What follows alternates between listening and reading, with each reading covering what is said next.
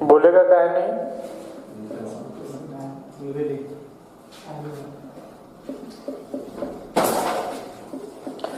ये हो गया था ना।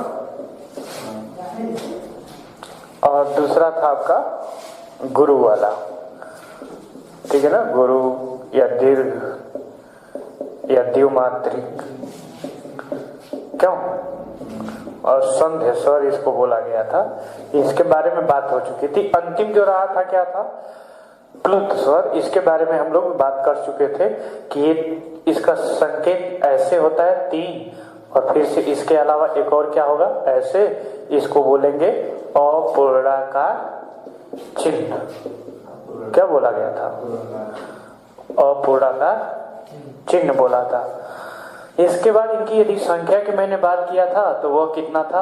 अ और प्लस 7 दीर्घ, और 7 दीर्घ का मतलब क्या हो जाएगा? आ, दीर्घ ई, दीर्घ उ, फिर से ए, आई, ओ और औ। तो ये टोटल कितने हो गए थे? संख्या में हो गया था 8। ये 7 दीर्घ और एक 8। इसके अलावा भी यदि आप देखेंगे मतलब 8 ये टोटल क्या है? प्लुत स्वर है। इसके बाद से हेडिंग डालेंगे उस आकृति के आधार पर स्वरों के प्रकार। उस आकृति के आधार पर स्वरों के प्रकार।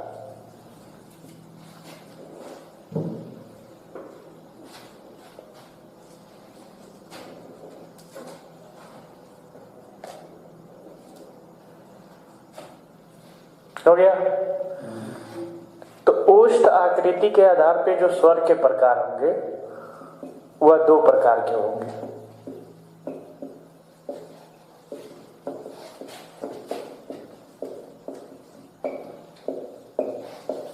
कितने प्रकार के होंगे? 2 प्रकार के। कौन कौन होगा जरा लिखिए। पहला होगा वृत्ताकार, या इसी को बोलेंगे वृत्तमुखी, ठीक है ना? ये पहला होगा। दूसरा क्या होगा जरा उसको लिखिएगा। अवृत्ताकार या अवृत्तमुखी, ये दूसरा होगा। उस आकृति के आधार पे स्वर का प्रकार जब कहेगा तो वृत्ताकार यानी वृत्तमुखी, अवृत्ताकार यानी अवृत्तमुखी। वृत्ताकार किसे कहेंगे? तो यदि मैं इसका शाब्दिक विच्छेद कर रहा हूं तो वृत्त धन आकार, यानी आकार किसके समान होगा? वृत्त के समान। और वृत्त का स्ट्रक्चर संरचना ऐसे होता है। तो ऐसे स्वर जिनका आकार या जिनका उच्चारण करने पे हमारे मुख का आकार कैसे हो? वृत्त के समान या गोल हो तो वह क्या कहलाएगा? वृत्त के समान या वृत्त के समान या गोल आकृति। और वृत्तमुखी का भी मतलब है कि मुख वृत्त के समान खुले तो क्या कहलाएगा? तो ये बात लिख लीजिएगा। ऐसे स्वर जिनके उच्चारण में मुख की आकृति गोल हो या वृत्त के समान हो वृत्ताकार स्वर कहलाते हैं। क्योंकि परिभाषा पर भी प्रश्न पूछ लेगा।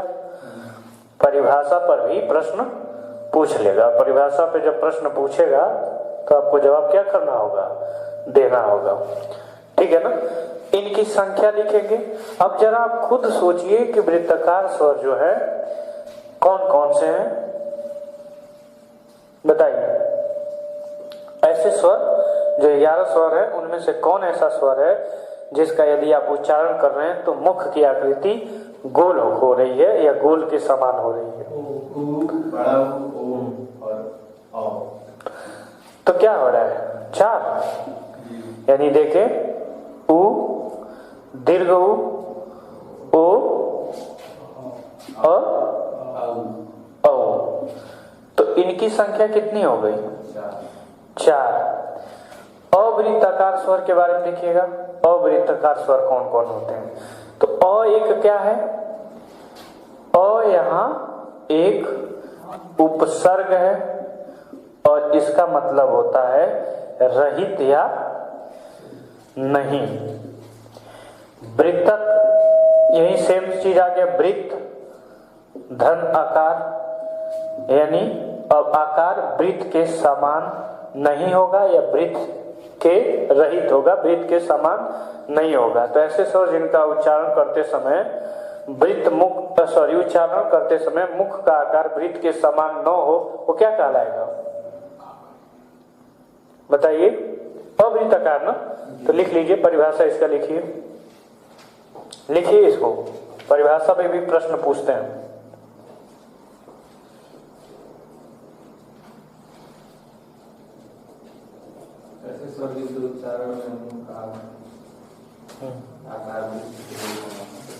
वृत्त के जैसा न हो गया। तो अब ये हो गया वृत्ताकार, हो गया था 4। अवृत्ताकार कितना हो जाएगा? तो इसको छोड़ के तो 11 होते हैं, और 11 में जो 7 बचा हुआ है वो अवृत्ताकार होगा।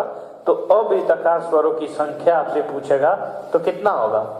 7। और ये कई बार टीजीटी पीजीटी से लेकर यूपीएससी से लेकर पीएससी से लेकर SI, bank, railway, TET, super TET, सब में ये पूछा हुआ क्वेश्चन है। ठीक है ना? तो इसलिए अब आप इसको क्या करिए, उन 7 का नाम लिख लीजिए। 7 का नाम लिखिए। 7 का नाम क्या होगा? अ, आ, लघु ई, दीर्घ ई, री, ए, आई। ठीक है ना? ये 7 हो जाएंगे। आपसे प्रश्न पूछ लेता है इनमें से वृत्ताकार स्वर नहीं है, वृत्ताकार स्वर है, अवृत्ताकार स्वर है, अवृत्ताकार स्वर नहीं है। ठीक है ना? नेक्स्ट लिखेंगे अब, जीव की क्रियाशीलता के आधार पर स्वर के प्रकार। जीव की क्रियाशीलता के आधार पर स्वर के प्रकार।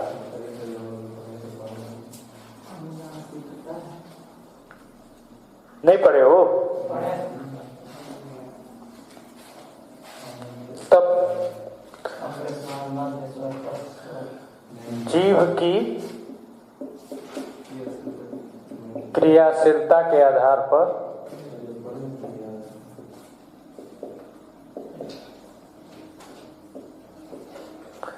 जीव की क्रियाशीलता के आधार पर स्वर के प्रकार।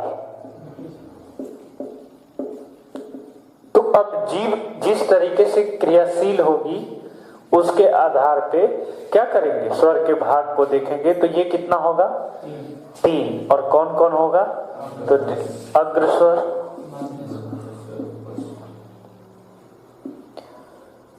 मध्यस्वर और पश्च स्वर। लिख लीजिए। हो गया? 3 हो गया सर जी।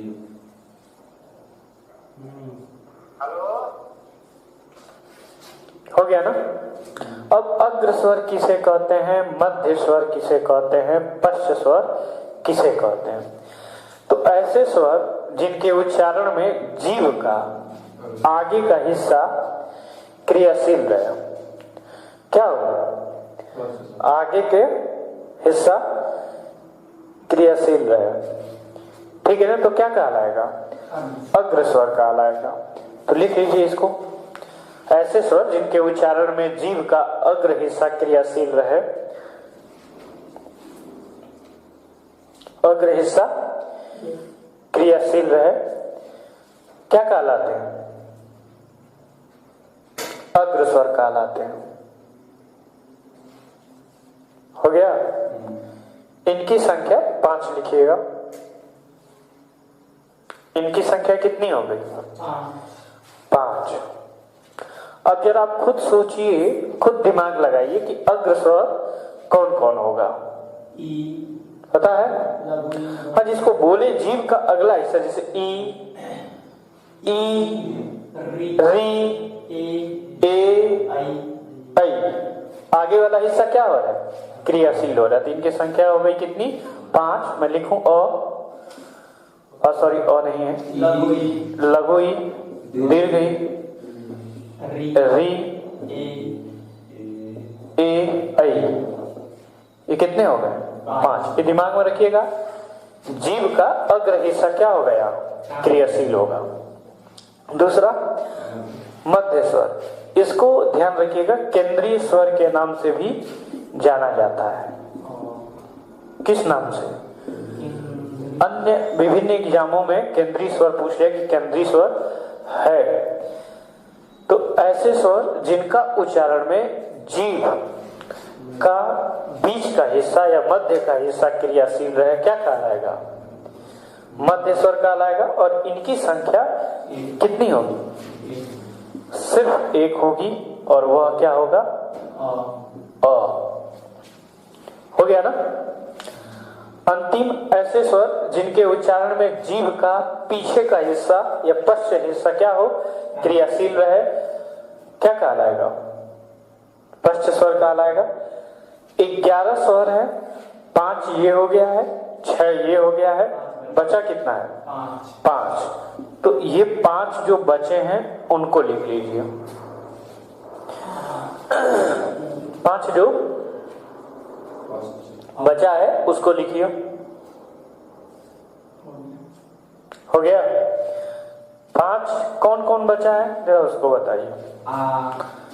5 बचा है आ, उ, दीर्घ, ओ, औ। ये 5 होगा।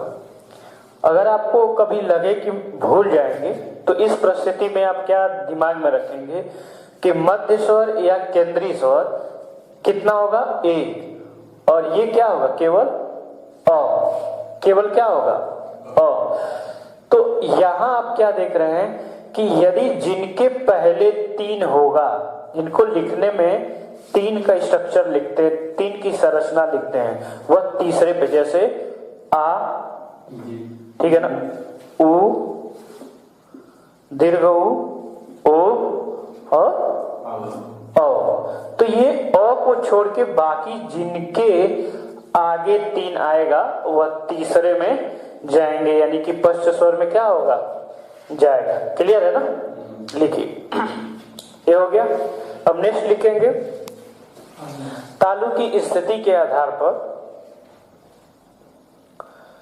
तालु की स्थिति के आधार पर स्वर के प्रकार।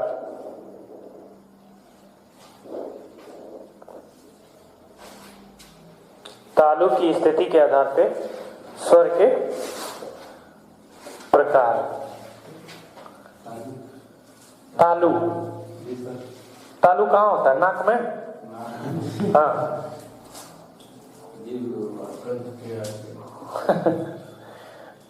तालु, तालु की स्थिति के आधार पर स्वर के प्रकार।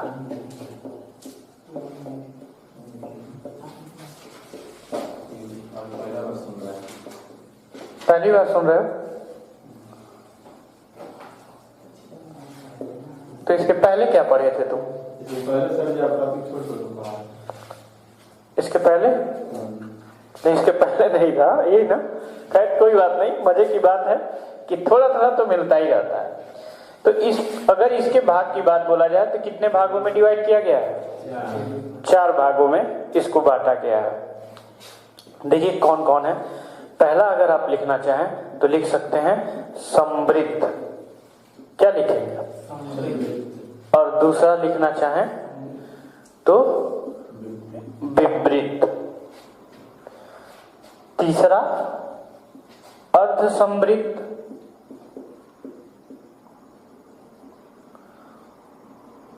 और चौथा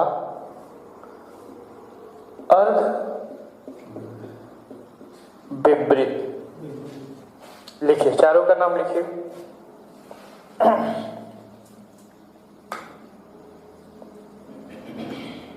हो गया। समृद्ध का अर्थ लिखिएगा बंद।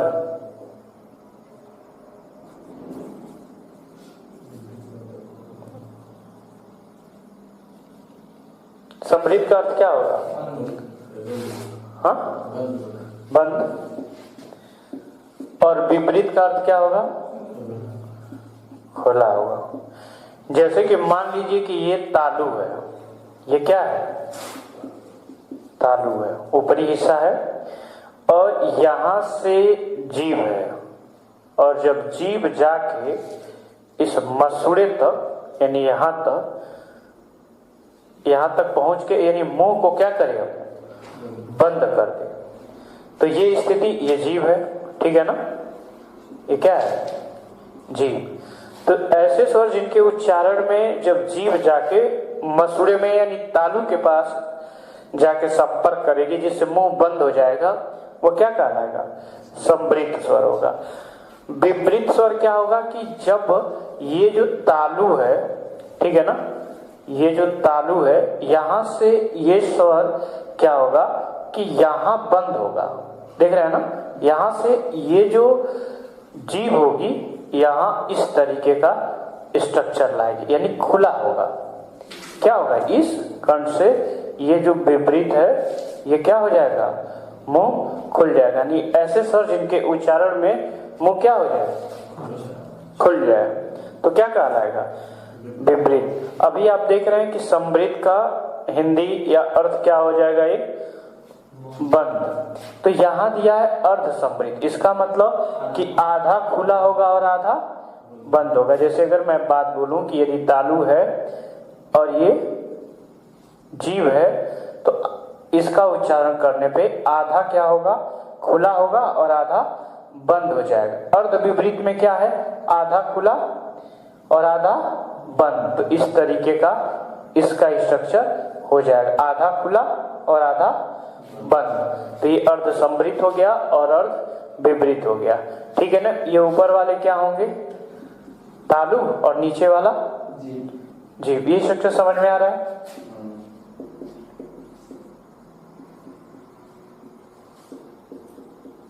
ठीक है ना?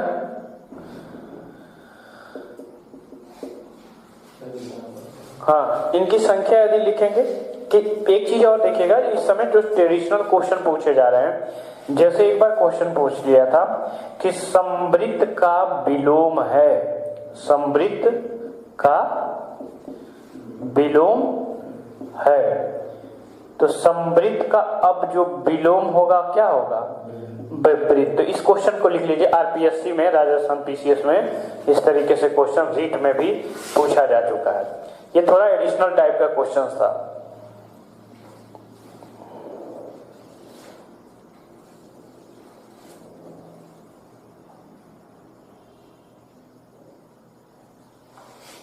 हो गया? अब लिखिएगा समृद्ध स्वर की संख्या 5। कितना हो गया? 5। कौन कौन है समृद्ध स्वर? इनकी संख्या लिख लेंगे। कितनी? 5। ई दीर्घ ई, ठीक है ना? दीर्घ ई, ओ दीर्घ ओ और री लिख लीजिए। 5वां संख्या लिखिए।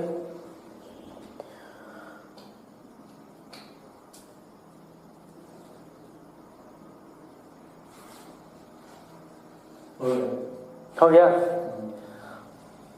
इसके बाद से अर्ध समृद्ध है, अर्ध समृद्ध। तो इसकी संख्या कितनी हो जाएगी?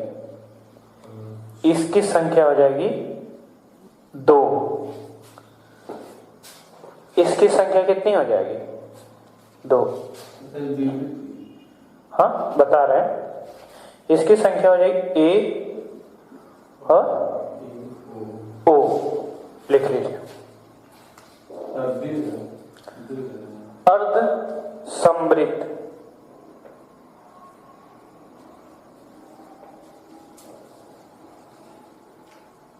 हो गया? अब विपरीत बचा हुआ है, फिर इसके बाद से अर्ध विपरीत। तो विपरीत स्वर का मतलब कि मुंह खुल जाएगा, यानी अगर आप देखें तो ये होगा संख्या में एक, और ये होगा क्या, आगत स्वर, मेहमान स्वर, गृहित स्वर, विदेशी स्वर। तो इसकी संख्या क्या होगी, जैसे मुंह खुल जाएगा, जैसे बोलते आ, गोलगप्पा खाते हैं तो मुंह हो जाता आ, गोलगप्पा खाते हैं ना। और डॉक्टर जब आपको देखता है मुंह में कि कुछ खाए हैं कि नहीं, क्या कुछ फंसा है, कहेगा मुंह खोलिए, तो क्या बोले आ। ऐसे एक वो पोयम भी आता है, जानी जानी yes papa, eating sugar no पापा। तो बहुत होशियार है पापा, समझ में आ रहा है ना। वो चाहता है कि यस नो करें, मुंह खुल जाए और चोरी पकड़ी जाए। तो इसलिए यह हो गया कितना, संख्या में एक। इसके बाद से क्या बचा हुआ है आपका, अर्ध विपरीत। अर्ध विपरीत जितना बचा हुआ है, जैसे अगर आप देखें कि समृद्ध स्वर की संख्या हो गई कितनी, 5, बाकी अर्ध समृद्ध की संख्या हो गई 2, बच गया। ये हो गया कितना, 2 यानी 7, बचा कितना है 4। तो वो चारों किस में आ जाएगा, अर्ध विपरीत में। तो जो बचा है उसको लिखिए,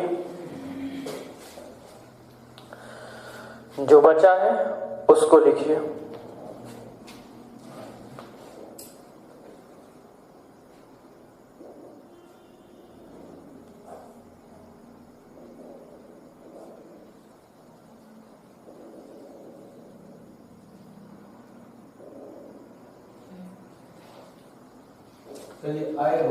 इसमें सर आई है कि ए है, ये ए है, ए। और इसको अगर आगत स्वर नहीं लिखे तो इसको आ केवल लिखिएगा, 1 सेकंड के लिए आ लिखिए। तो पहले आ, जो यानी अब अगर आप देखें तो ये 5, 2, 7, 1, 8, तो इनकी संख्या 4 हो गया है। ये ध्यान दीजिएगा कितना होगा, 3। कौन कौन बचा है, ओ आई औ, ऐ और औ। इनकी संख्या कितनी हो गई, टोटल 3 हो गई। ठीक है ना। अब आगे लिखिएगा, 10 रोक लो।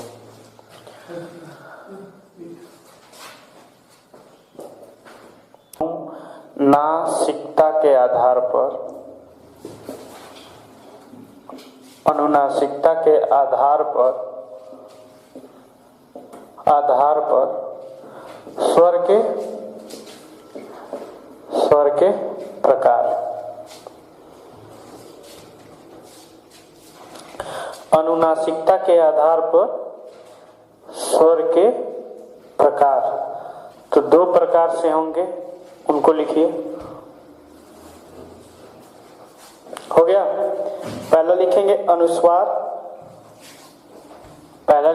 अनुस्वार, और दूसरा लिखेंगे अनुनासिक। पहला क्या होगा, अनुस्वार, और दूसरा अनुनासिक।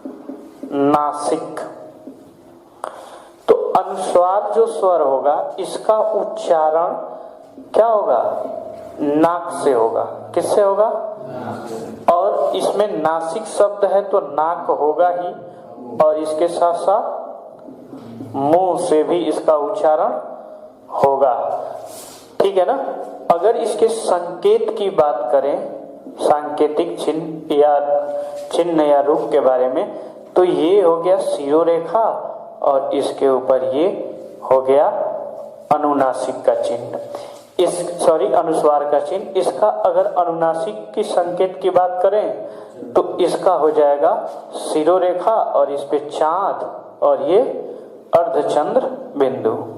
ठीक है ना, अर्धचंद्र। ठीक है ना। तो ये वाला इसका स्ट्रक्चर हो जाएगा। लिखिए। एक बात और ध्यान रखिएगा, एक बात और ध्यान रखने वाली है कि जिसके ऊपर ये यानी अनुस्वार लगेगा वह होगा क्या, तत्सम, और जिसके ऊपर ये होगा वह क्या होगा, तद्भव। तत्सम यानी शुद्ध तरीके से संस्कृत से सीधे आ जाएगा, तद्भव यानी उससे उत्पन्न होगा। ये जब सब पढ़ेंगे वहां इसको पढ़ेंगे, लेकिन एक बात ये दिमाग में रखेंगे कि तत्सम और तद्भव छांटने में क्या करेगा, बहुत ज्यादा हेल्पफुल होगा। इसके अलावा एक और होता है जिसकी बात हम करते हैं, वह होता है निर्नुनासिक।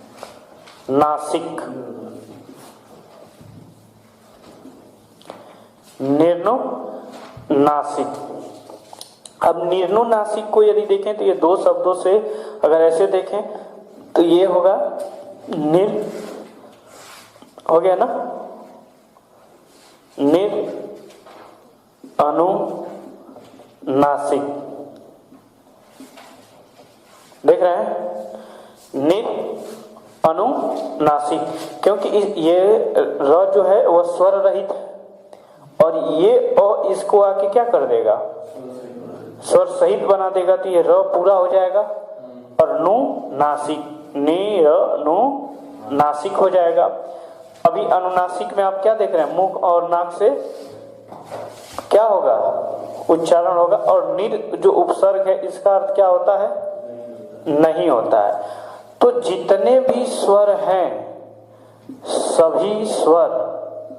सभी स्वरों की संख्या कितनी है, सभी स्वर कितने हैं, 11। तो सभी के सभी स्वर जो अ से लेकर औ तक हैं ये क्या कहलाएंगे, निर्नुनासिक कहलाएंगे। क्या कहलाएंगे, निर्नुनासिक कहलाएंगे। इसके बाद आप क्या देखेंगे, निर्नुनासिक हो गया। इसके बाद क्या देखेंगे कि देखिए ये अगर मैं स्वर को लिख रहा हूं अ, आ, लघु ई, दीर्घ ई, लघु उ, ओ, सॉरी, री, ए, ऐ, ओ, औ। तो अगर मैं इसको देखता हूं तो अगर यहां लगाना होगा, देखिए अगर इस पे क्या लगा सकते हैं, इस पे लगा सकते हैं अर्धचंद्र बिंदु। क्या लगा सकते हैं, अर्धचंद्र बिंदु, यानी क्या, अनुनासिक लगा सकते हैं। इस पर भी क्या लगा सकते हैं, अनुनासिक लगा सकते हैं। इस पर भी क्या लगा सकते हैं, अनुनासिक। लेकिन जिसके ऊपर ये मात्रा होगा उस पे क्या लगाएंगे, केवल अनुस्वार लगाएंगे, यानी केवल बिंदु लगाएंगे। ठीक है ना, इसके ऊपर लगा सकते हैं, इसके ऊपर लगा सकते हैं, इसके ऊपर लगा सकते हैं, इसके ऊपर लगा, लेकिन यहां लगाना होगा तो केवल क्या लगाएंगे, बिंदु लगाएंगे, तब जाके ये अनुनासिक और अनुस्वार बन जाएगा। ये देखिए ये क्या होता है ना कि जब हम क्या करते हैं कि वर्ण अशुद्धि पढ़ते हैं, वर्ण शुद्धिकरण पढ़ते हैं, तो वहां ये सारी चीजें जानते हैं। लेखन विधा में इन सारी चीजों का इस्तेमाल होता है और वर्तनी शुद्ध, इसी के कारण वर्तनी जब शुद्ध लिखना हम सीखेंगे उसमें इसका ठीक ठाक तरीके से इस्तेमाल करना जानेंगे। क्लियर है ना। तो ये नई बात इस अब आपके दिमाग में जा रही है, इसको अच्छे से समझिए। अगर आपसे कभी पूछ लेता है कि निर्नुनासिक की संख्या कितना है, तो 11, सभी के सभी स्वर, जैसे इधर उधर जितने स्वर हैं वो सभी के सभी क्या हैं, निर्नुनासिक कहे जाते हैं। इसका मतलब होता है ऐसे स्वर जो केवल मुंह से बोले जाते हैं, इधर उधर कोई न तो अनुस्वार होता है न नासिकता होती है। इस तरीके के स्वर क्या कहलाएंगे, निर्नुनासिक कहलाएंगे। आगे लिख लीजिएगा, सजाती विजाती कल हो गया था, चलिए नेक्स्ट लिखेंगे कि जातीय के आधार पर स्वरों के प्रकार।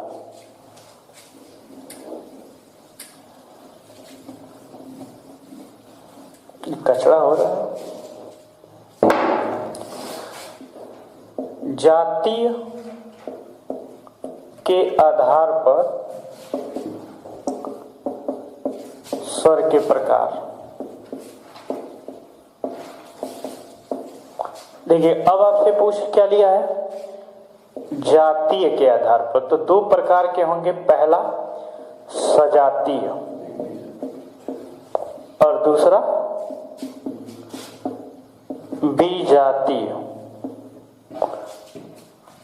हो गया ना। सजातीय दो शब्दों से मिलकर बना है, सधन जातीय, और ये बना है दो शब्दों से विधन जातीय। ठीक है ना। तो स ये उपसर्ग है और बी भी उपसर्ग है। स उपसर्ग जो है हर एकदम बारीकी से पढ़ते चले आप, स जो उपसर्ग है इसका अर्थ है साथ या सहित। बी उपसर्ग का अर्थ क्या होता है? बी जो उपसर्ग है इसका अर्थ यदि आप देखेंगे तो क्या होता है? अन्य। तो देखिए जब समान शब्द एक पास हो ना, जैसे यहाँ जाती है, यहाँ जाती है, तो अर्थ में कोई बदलाव नहीं होता है, लेकिन इसके साथ इसके साथ जो उपसर्ग हैं वह जुड़ जाएंगे तो क्या हो जाएगा? अर्थ बदलाव हो जाएगा या विशिष्टता आ जाएगी शब्दों में। तो एक चीज ध्यान देंगे कि अब हमको क्या करना है कि ऐसे स्वर जानना है, इसी को सस्वर बोल सकते हैं। स्वर ऐसे सस्वर जैसे कि मतलब समान स्वर, स का एक संदर्भ समान से भी होता है। तो जब समान स्वर की बात होगी मतलब या सस्वर की बात होगी या सजाती स्वर की बात होगी तो ये क्या कहलाएंगे? तीन जोड़े बनते हैं ऐसे, जैसे अ और आ, ये क्या है? सजाती स्वर है। इसके अलावा और देखें आप तो लघु ई दीर्घई, ठीक है ना। इसके अलावा और क्या देखना चाहें? उ और दीर्घ उ। तो ये तीन जो हो गए क्या? सजाती स्वर होगा। विजाती स्वर क्या होगा कि जो एक समान न हो, यानी किसी अन्य के मेल से। जैसे ऐसे क्वेश्चन दे दे कि इनमें से सजाती स्वर नहीं है, सजाती स्वर नहीं है। जैसे अ आ ई उ ऊ और अ ए, ठीक है ना। तो अगर इसमें से आपसे पूछ ले कि इनमें से सजाती स्वर नहीं है तो जवाब क्या होगा? अ ए। ये विजाती स्वर हो गया ना। तो इस तरीके से तो बाकी जो शेष बचे हैं वो विजाती स्वर में है, उनको लिख लीजिए। जल्दी करिए।